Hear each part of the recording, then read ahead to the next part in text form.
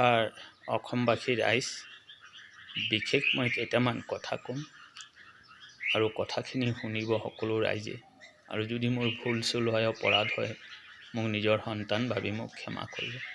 কথা হ'ল যে এই যে মেঘালয় আজি যিটো নেকি কাণ্ড কৰিছে, অসমৰ গাড়ীৰ নাম্বাৰ চাই গাড়ীবোৰ ভাঙিছে, গাড়ীবোৰ জ্বলাইছে, অসমৰ ড্ৰাইভাৰকেইটাক ধৰি মাৰিছে।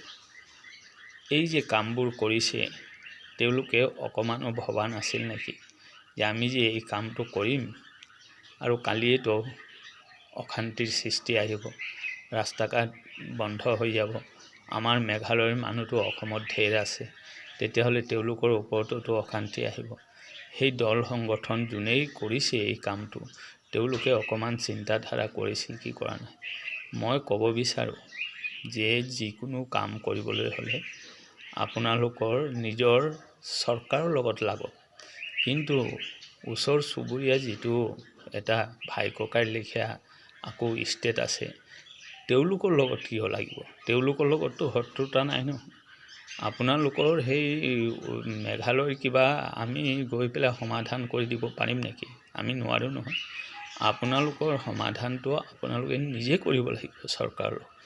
তে আপোনালোকে আমাৰ অসমৰ মানুহৰ ওপৰত যে অত্যাচাৰ কৰিছে, আজি মাৰধৰ কৰিছে, আৰু অসমৰ মানুহ হাত ধুই কি ঘৰত বহি থাকিব নেকি?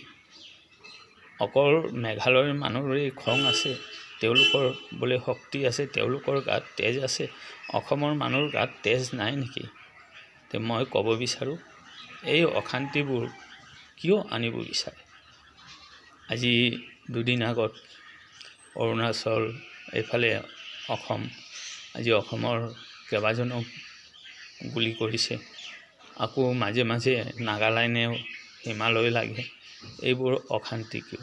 মই মোৰ অসমৰ মাননীয় মুখ্যমন্ত্ৰী ছাৰক ক'ব বিচাৰোঁ যে আপোনালোকে এইটো সমাধান কৰক, যাতে এনেকুৱা আমাৰ এটা ওচৰ চুবুৰীয়া ষ্টেটে আৰু এটা ষ্টেটৰ লগত যাতে এই অশান্তিৰ সৃষ্টিবোৰ নহয়। এনেকুৱা অশান্তি হৈ থাকিলে আমাৰ দুটা পক্ষৰে আমাৰ বেয়া, ভাল নহ'ব নহয়, আৰু বিৰোধী পাৰ্টীয়ে সুযোগহে ল'ব।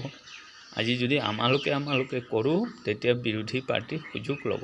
তে এই সুযোগটো যাতে আমাৰ মাননীয় মুখ্যমন্ত্ৰী যিমানটো আমাৰ ষ্টেটৰ আছে, যেনেকুৱা মেঘালয়, অৰুণাচল, নাগালেণ্ড, সকলো মুখ্যমন্ত্ৰীয়ে বহি আলোচনা কৰক, আৰু যিবোৰ আজি দল সংগঠনে হওক, যোনে মেঘালয়ত আজি এই কাণ্ডটো কৰিছে, আজি স্বামী বিবেকানন্দৰ ওপৰত, আজি নেতাজী সুভাষ চন্দ্ৰ বসুৰ ওপৰত, তে এই যে কামটো যে কৰিছে, তেওঁলোকে কি একো ইতিহাসৰ বিষয়ে একো নেজানে নেকি?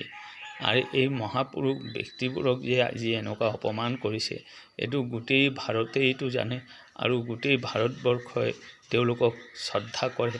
আৰু ভাৰতবৰ্ষত যিমান মানুহ আছে নেতাজী সুভাষ চন্দ্ৰ বসুক আৰু স্বামী বিবেকানন্দক শ্ৰদ্ধা কৰে, তেওঁলোকেতো সকলো ৰাইজেইতো বেয়া পাব।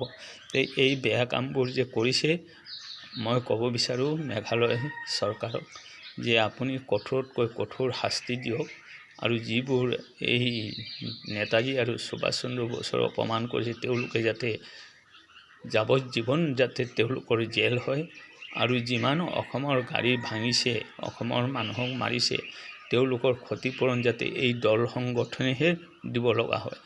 আদিত্যনাথ যোগী যেনেকুৱা ইউপিত যেনেকুৱা নিয়ম কৰিছে, এই নিয়মটো কৰক, তেতিয়াহ'লে দেশত শান্তি আহিব, আৰু নহ'লে বহুত অশান্তিৰ সৃষ্টি আহিব। মই এইখিনি কৈয়ে ৰাখোঁ। যদি মোৰ ভুল চুল হয়, অপৰাধ হয়, মোক নিজৰ সন্তান ভাবি মোক ক্ষমা কৰি দিব। ওম শিৱায় নমঃ, ওম শিৱায় নমঃ, ওম শিৱায় নমঃ, ওম শান্তি।